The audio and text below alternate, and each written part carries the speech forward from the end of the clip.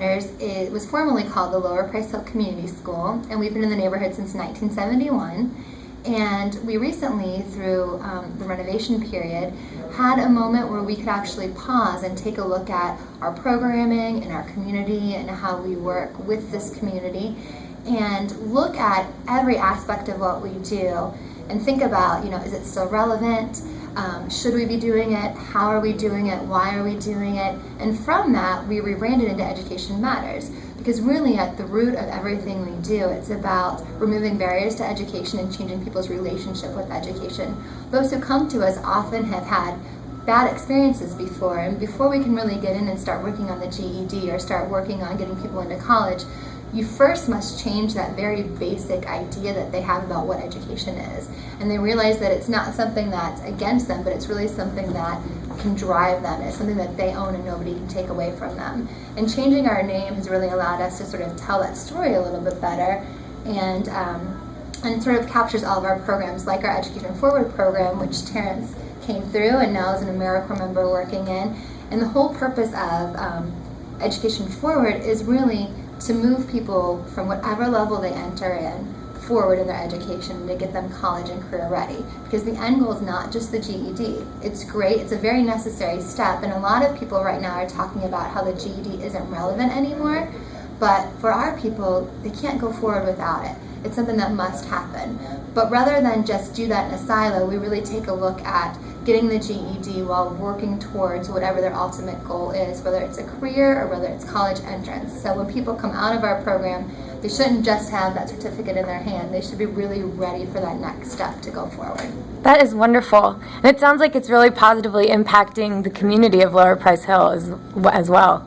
Yes, and we have students that come from all over the city to our program because we operate in a very unique way. We're very open door policy. Anybody at any level can come in and go as they please. There's no, real requirements, because we really want our students to be the motivating factor behind their drive. We don't want them here because they have to be here. We want them here because they want to be here, and that's really why I think we have such a high success rate.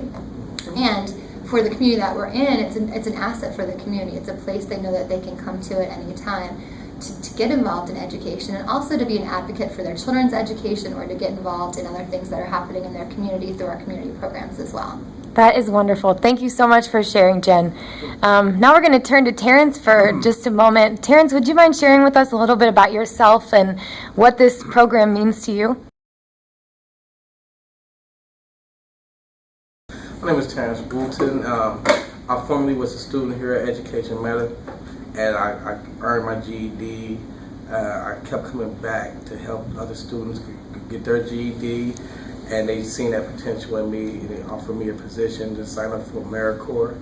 I joined AmeriCorps. I've been here for 2 years now, and I enjoy being here. I like what I do, and it's great working with the people, and especially the people of the community. I've been living in the community for 3 years now, and a lot of people know me, so when they see me outside, I tell them, come to school today, tomorrow, we're waiting on you. We don't really pressure no one to come, but we just give them that extra push they need to succeed in reaching goals that they set for themselves, and that's what we do here. And we try our best to have a successful rate of graduates, but we do well with that as well.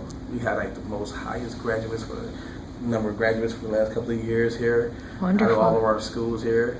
We work in the community. We do little fundraisers for the community, like bag sales, things like that, to help them get clothes.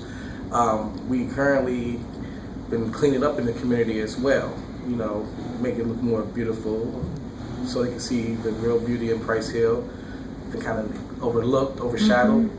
But we do a lot of work in the community with the people, and just giving them that encouragement that they need to take the next step so they can better their lives and their children's lives, so they won't have to struggle so much, and give them the basic know-how, how to eat well or earn certain jobs, just to be productive in the community and make the community prosper again, because it needs it. It's wonderful. My experiences coming here, this school has changed my life a lot. It keeps me from the negative aspects of the world and doing negative things. It provided a safe haven for me as well when I needed to come and learn and study. and which helped out. Now I can help my children better learn and study and accomplish their goals as they're growing up. And I did some volunteer work over at Oiler School.